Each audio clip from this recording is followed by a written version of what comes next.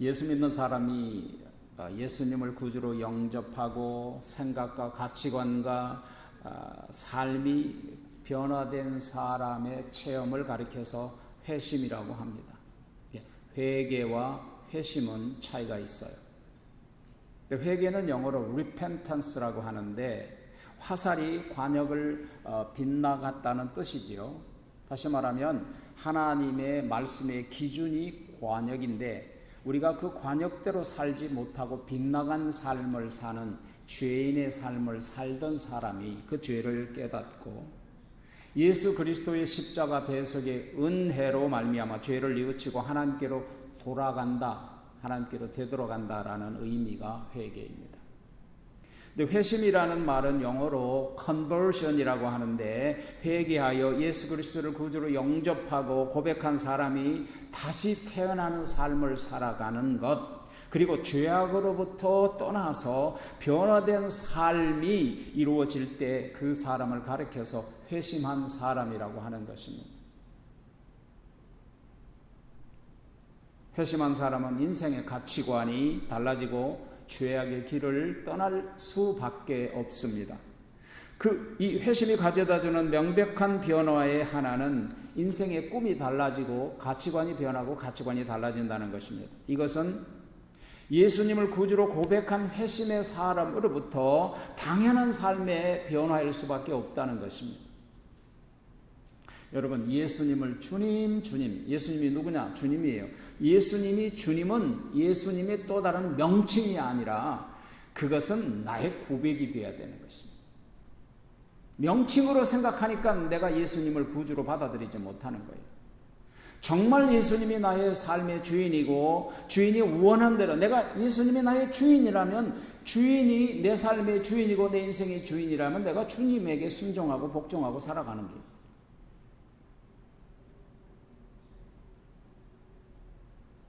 그렇게 살아갈 수 있지 않겠어요? 나도 성질이 있어 하지 말고 성질이 죽어서 변화되어야 되는 거예요. 이것을 다른 말로 말하면 로드십이라고 하는 거예요. 로드십이라는 것은 예수님이 나의 주인이 된다는 거예요. 예수 믿으면서도 계속 자기 주장을 고집하면 예수님이 나의 주인이 아니라 내가 주인이 되는 거예요. 내가 주인의 삶을 살아가는 것이 불순종이요, 내가 주인이 되어 살아가는 것이 죄악된 삶이요, 내가 주인이 되어 사는 사람이 아직 그리스도인의 회심자라고 할 수 없는 거예요. 그러니까 내 인생은 내 마음대로 하고 내 인생인데 네가 무슨 소리냐라고 말하는 사람은 그리스도인의 고백이 아니에요. 그러면 예수님이 우리를 향하신 소원이 뭐예요? 그것은 하늘나라의 꿈이에요. 이 세상에 사는 모든 사람들이 하나님을 믿고 하나님의 다스림과 통치를 받고 하나님을 높여드리는 인생을 살아가는 세상, 그것이 이 땅에 이루어진 하나님 나라에, 그것이 예수님의 꿈이라고요. 하나님의 꿈이요. 그래서 예수님이 공생애를 시작하면서 가장 먼저 했던 말씀이 뭔지 아세요? 예수님이 가장 먼저 했던 말씀은 회개하라, 하나님의 나라가 천국이 가까웠느니라예요. 이게 첫 번째 말씀이거든요. 그렇다면 예수님이 제자들에게 승천하시기 전에 마지막으로 하신 말씀이 뭔 줄 아십니까? 가서 모든 족속으로 제자 삼으라는 거예요. 처음과 끝을 생각을 해보세요. 다시 말하면 회개하여 회심한 사람들이 예수님을 주님으로 고백하고 살아가는 사람을 제자라고 하는데 모든 족속으로 제자가 되어야 된다는 거예요. 이것이 하나님 나라의 꿈이에요. 그래서 이 세상 모든 족속 가운데 하나님이 통치하시는 나라, 하나님의 통치함을 받고 살아가는 사람들이 되기를 원하는 것이 하나님 나라의 꿈이라고 말이죠. 이 땅에서. 그래서 예수님은 십자가에 죽으시고 부활하신 다음에도 이 꿈을 계속해서 하나님 나라의 일을 말씀하시느니라 라고 성경에서 기록하고 있죠. 예수님께서 부활하신 후에 40일을 이 세상에 계시다가 승천하시기 전까지 제자들을 만나서 하나님의 일을 말씀하셨다는 거예요. 우리가 예수님의 제자로서 예수님의 꿈을 이루어 나가는 일에 쓰임받는 인생을 살려면 무엇을 해야 할까? 본질의 변화가 있어야 된다는 거예요. 본질의 변화. 예수님께서 여러 차례 그 말씀을 반복적으로 말씀하셨어요. 마가복음 8장 34절이라든가 그 다음에 마태복음 16장 24절이라든가 누가복음 9장 23절에 보면 말씀하시기를 아무든지 나를 따라오려거든 자기를 부인하고 자기 십자가를 지고 나를 따르는 자라 할지니, 그러면서 뭐라 그랬어요? 자기를 부인하지 않고 자기 십자가를 지지 않고 나를 따르지 아니하는 자는 내게 합당한 자가 아니라고 하셨어요. 여러분, 회개하고 회심한 사람이 자기를 부인하고 그리고 자기 십자가를 지고 예수님을 따라가는 사람을 가리켜 제자라고 하는 거예요. 그 제자의 삶이 하나님의 나라예요. 이 땅에서. 지금까지 제 서두에서 말씀드린 이 말씀은 지난주의 말씀을 제가 요약해서 말씀드린 거예요. 오늘은 회개하고 회심하여 거듭난 제자들로 살아가는 우리에게 분부하신 말씀이에요. 첫 번째, 어떤 사람이 되어야 되느냐? 본질적으로 펄펄 살아있는 모습이 아니라 소금에 절여진 사람이 되라는 거예요. 오늘 본문에 보니까 사도와 함께 모이사 그들에게 분부하여 이르시되 그랬거든요. 여기서 함께 모이다, 사도와 함께 모였다는 단어가 참으로 흥미로운 단어인데 신날리조메노스라는 말인데 이 동사가 두 단어가 합쳐진 거예요. 쉰이라는 녹아진다는, 절여진다는 말과 소금이라는 말이 합쳐진 말이거든요. 다시 말하면 함께 절인 것을 나누는 동안, 함께 절인 것을 함께 나누며 식사하는 동안 분부하시고 말씀하셨다라는 거예요. 여러분, 우리 한국 사람 식탁에 보면 김치, 절인 김치, 절인 오이, 절인 생선, 절인 반찬을 나눕니다. 한국 식탁은. 근데 이스라엘이나 팔레스타인 식탁에서 절인 반찬이 뭐가 있느냐면 올리브를 절여서 나눠요. 근데 쉽게 말하면 제자들과 함께 모여서 우리처럼 절인 반찬으로 식사를 할 때 분부하여 가르치고 말씀하셨다라는 거죠. 우리가 그렇잖아요. 이 세상에 살면서 가족끼리 식사할 때 보통 부모님이 이렇게 식탁에 앉아서 가족들에게 분부하고 격려하고 가르치시잖아요. 똑같은 지금 현상이에요. 예수님과 제자들이. 이 말씀의 진정한 의미는 제자들이 함께 모임이 소금에 절인 상태라는 거예요. 우리가 보통 집에서 김치를 담글 때 보면 펄펄 살아있는 배추를 소금에 절이잖아요. 절이지 않는 김치는 참 오래가지 못하죠. 얼마의 시간이 지나면 펄펄 살아있던 그 배추 야채가 죽어서 반으로 푹 줄어드는 상태가 되잖아요. 그동안 제자들은 자연적인 상태로 펄펄 살아서 마음대로 말하고 마음대로 행동했어요. 심지어 예수님을 부인하고 배반하고 도망가고 예수님을 돈 주고 팔아치워버렸어요. 아직도 펄펄 살아있어서 3년 반 동안 예수님의 가르침을 받고 동고동락을 하면서도 훈련을 받았어요. 그리고 그들 앞에서 십자가에 달려 잔혹하게 죽은 예수님을 목격했어요. 그리고 예수님께서 죽음에서 부활하여 40일 동안 그들과 함께 있었어요. 그리고 천사들의 호의를 받으면서 천상으로 올라가는 모습을 두 눈을 똑똑히 뜨고 쳐다봤어요. 이제 그들은 자아가 죽었고 펄펄 살아있던 그 날뛰던 성질이 죽었어요. 소금에 절인 상태가 된 거예요. 이것이 뭐예요? 제자예요. 예수님의 소금 언약으로 절여지고 약속의 언약으로 채워졌어요. 거품이 사라지고 겸손한 모습으로 예수님의 지상명령을 순수하게 진행할 수 있는 절여진 상태가 되었다 그 말이에요. 마태복음 5장 13절에 여러분이 잘 아시는 너희는 세상의 소금이니 만일의 소금이 그 맛을 제맛을 짠맛을 잃어버리면 무엇으로 짜게 하겠느냐 후에는 아무 쓸모없이 밖에 버려 사람들에게 짓밟히느니라. 너희가 소금이 되어라, 너희가 빛이 되어라, 세상이 빛이 되어라 라고 말씀하지 않으셨어요. 여러분, 너희는 세상의 소금이다. 너희의 존재는 세상의 빛의 존재다라는 거예요. 너의 자신이. 왜 예수님은 우리의 신분이 소금이라고 하셨을까요? 소금에는 참 특이한 특성이 있어요. 반드시 그 한 특성이 있는데 짠맛이 있잖아요. 근데 가만 묵상을 해봤어요. 소금이 짠맛을 내지 못하면 어디다 쓸까? 예수님의 말씀이 너무나도 지당하시더라고요. 아무 쓸데없이 밖에 버리지잖아요. 어디다 쓰겠어요 그걸? 그리스도인들이 그리스도인의 본분의 존재를 상실하면 사람들의 가십거리가 되고, 무슨 저 사람은 예수 믿는다면서 저런 사람이 저렇게 살아 아무에게도 환영받지 않고 왕따 당하고 그리고 버림받는 사람이 된다라는 뜻이에요. 매우 흥미로운 사실은 짠맛은요 매우 독특한 의미가 있어요. 단맛은 여러 가지 물질로 단맛을 낼 수가 있어요.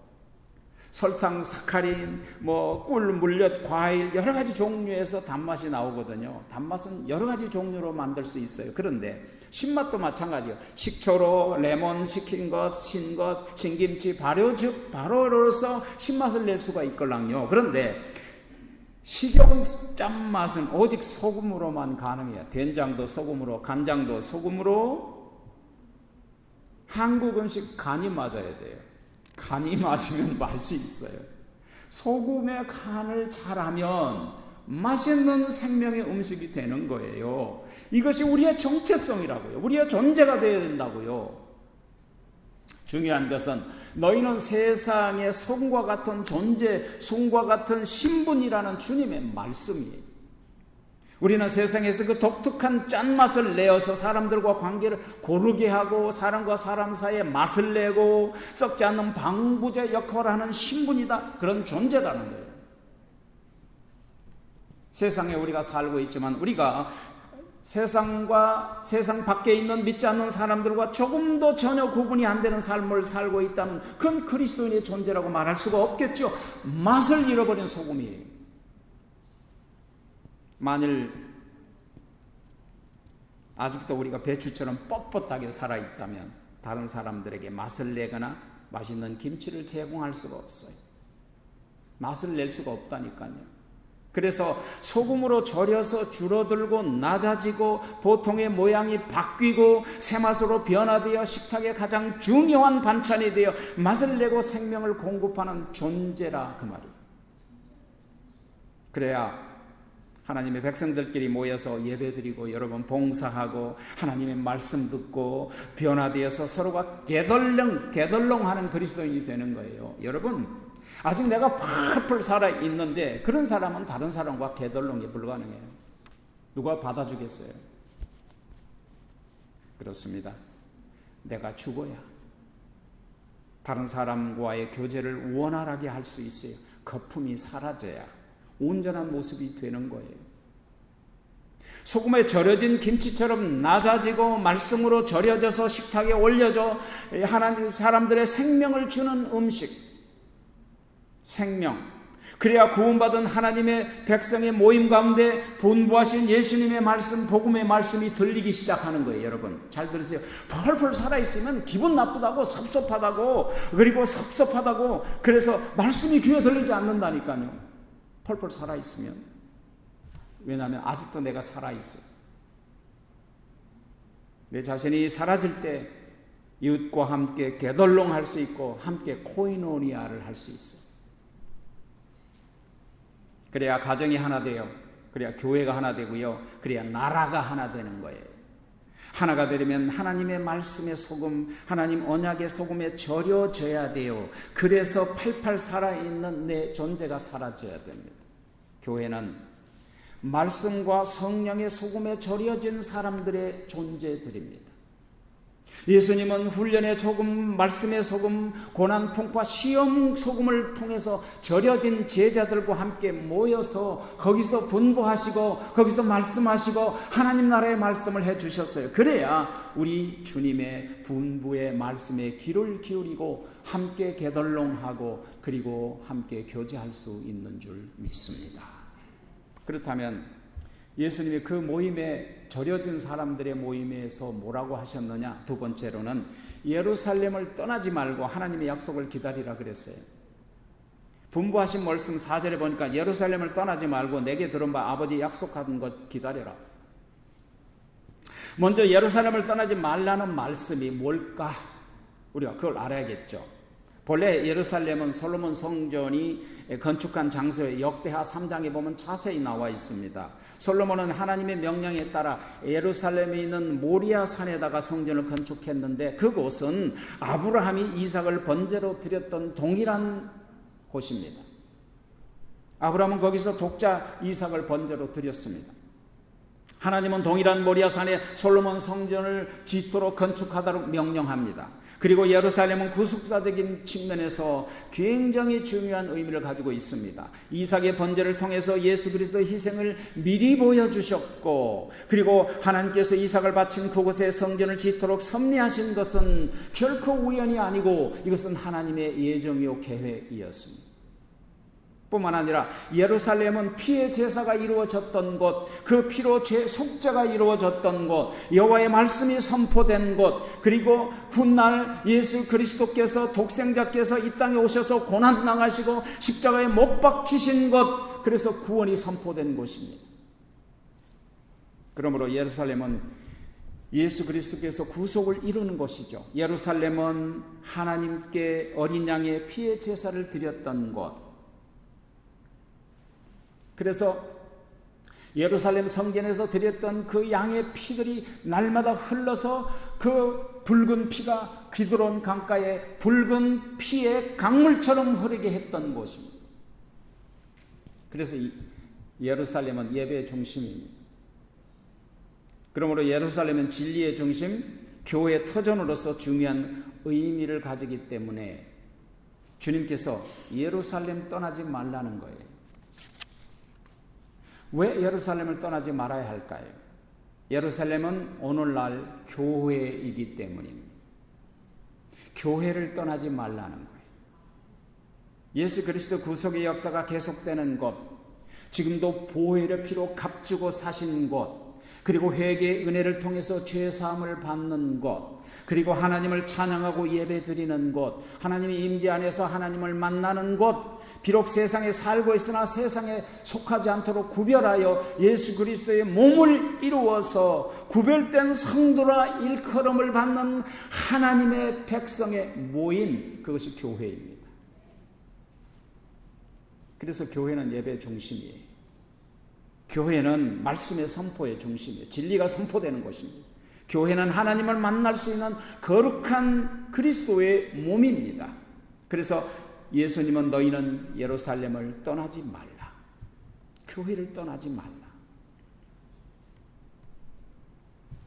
하나님의 언약의 백성을 떠나는, 회중에서 떠나는 일은 슬픈 일입니다. 물론 교회에 상처를 주고 시험 들고 교회를 떠난 사람들도 있을 수 있습니다. 그러나 우리는 그들이 그랬으니까 우리도 그래도 된다고 본받는 자가 돼서는 안 됩니다. 교회를 해치고 몸에 상처를 주고 교회를 욕하고 교회를 떠난 사람들을 본받지 말아야 합니다. 그들은 구원받는 그리스도인의 모습이 아닙니다. 그들은 다른 교회 가서 예배를 드린다고, 괜찮아 보인다고 괜찮은 것이 아닙니다. 하나님은 행한 대로 갚으신다고 말씀하셨습니다. 옳지 않는 행동, 잘못된 것을 우리는 본받을 필요가 없습니다. 우리는 하나님의 말씀을 따르고 하나님의 말씀에 순종하고 본받는 하나님의 자녀들입니다. 예수 그리스도 예루살렘 교회를 떠나지 말아야 합니다. 하나님의 회중으로부터 난 사람, 하나님의 구원받은 하나님의 백성의 모임, 우리에게 주신 그 말씀대로 우리는 하나님이 우리에게 하신 약속을 기다려야 됩니다. 그렇다면 하나님이 우리에게 주신 약속이 뭘까요? 세 번째로 하나님의 약속은 불성령의 세례를 받으라는 것입니다. 여기 보니까 하나님, 너희는 내게 들은 바 아버지께서 약속한 것을 기다리라. 그러면 내게 들은 바, 예수님께 들은 바 하나님이 약속하신 것이 뭘까요? 하나님의 약속은 여러 가지 있을 수 있습니다. 축복의 약속, 문제 해결의 약속, 건강을 치유하신 약속, 기도 응답의 약속, 여러 가지 약속이 있지만 오늘 본문은 성령의 불세례를 받는 것입니다. 여러분, 성령은 구원의 결정적 문을 열어주는 열쇠입니다. 하나님의 약속하신 것을 반드시 이루어주신 약속의 언약의 하나님이시기 때문에 교회를 떠나지 말고 오래 참고 기다리라는 거예요. 성령 강림의 약속은 먼저 구약에서 특히 요엘 선지자를 통해서 예언해 주시고 약속해 주셨습니다. 요엘서 2장 28절 이하에 보면 성령이 우리에게 오실 걸 미리 약속하셨어요.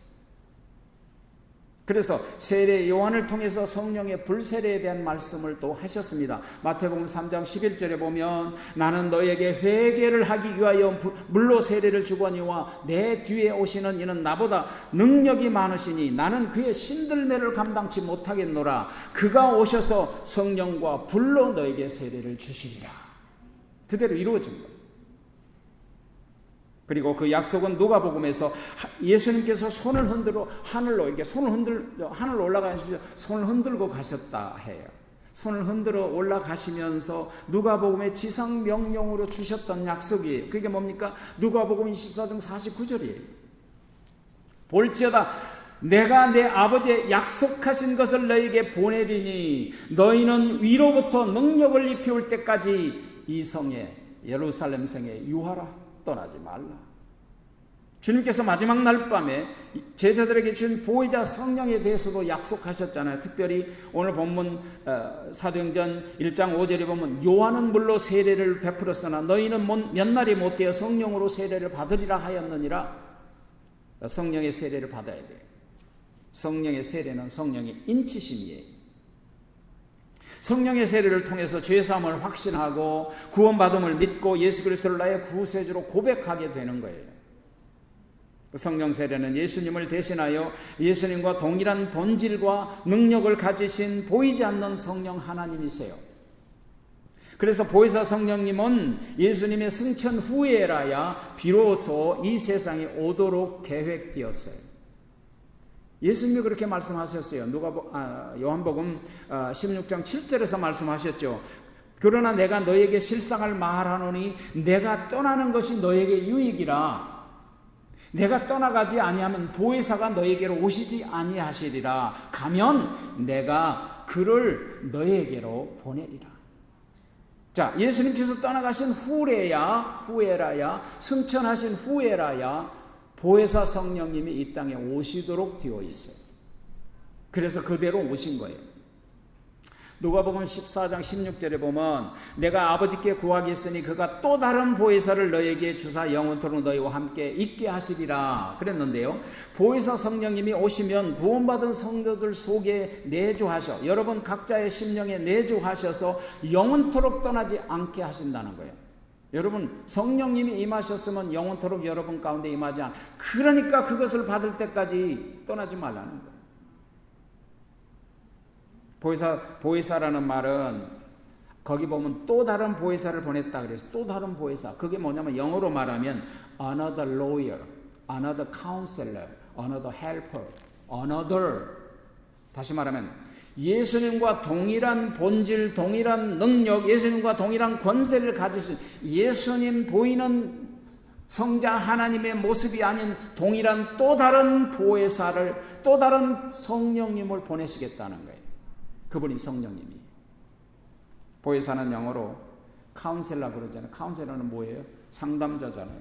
내 안에 계셔서 주님 어떡할까요? 문제 해결해 주고 살펴주시고 인도해 주시고 어드바이스 해 주시고 그러지 말아라. 그렇게 해라. 또 다른 말로 보혜사를 영어로 로여라고 해요. 로여는 변호사 아니에요. 비록 죄가 있을지라도 예수님의 저 십자가 상에서 대속의 제물이 되어 피를 흘리고 대신 갚으셨으므로 십자가 상에서 무죄 선언을 해 주셨던 것이죠. 그랬다고 변호해 드린 거예요. 마귀의 정죄와 율법의 정죄에서 너는 무죄 선언, 너는 무죄한 자라고 의롭게 된 자라고 변호해 주신다니까요. 믿으십니까?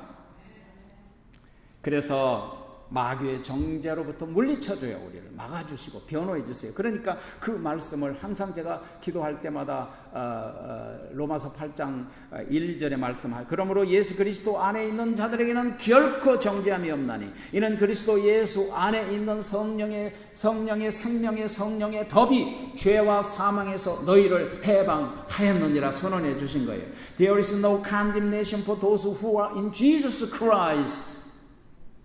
Through Jesus Christ, the law of the Holy Spirit of life set us free from the law of sin and death. 그리스도 예수 안에 있는 생명의 성령의 법이 결코 너희는 정죄함이 없다고. 우리 안에 성령이 계셔서 우리를 마귀의 정죄로부터 변호해 주시는 분이십니다. 그래서 십자가는 무죄 선언의 장소예요. 예수님께서 우리에게 무죄 선언을 해주셨어요. 보혜사 성령님은 우리 안에 내조하셔서 예수님을 주님이라고 꼭 증거해요. 내 안에 계시니까 예수님은 나의 주님이라고 고백할 수 있어요. 보혜사 성령님은 우리 안에 내조하셔서 하나님의 말씀을 읽을 때나 들을 때나 하나님의 말씀을 묵상할 때나 하나님 안에서 우리가 기도할 때 모든 것을 가르치시고 하나님 말씀이 기억나고 생각나게 해주신 분이세요. 보혜사 성령님은 예수 그리스도를 믿게 하시고 회개케 하시고 확신에 거하도록 우리를 붙잡아 주세요. 그것을 받아야 돼요. 결론입니다. 첫 번째, 우리는 펄펄 살아있는 모습이 아니라 소금에 절여진 모습이 되어야 됩니다. 두 번째, 우리는 예수 그리스도 우리 예루살렘을 떠나지 말고 하나님의 약속을 받을 때까지 교회를 떠나지 말아라. 세 번째, 하나님의 약속은 성령의 불세례를 받아서 성령의 내조하심으로 주님과 하나님과 동행하는 삶을 살도록 하라고 말씀하십니다. 기도하겠습니다.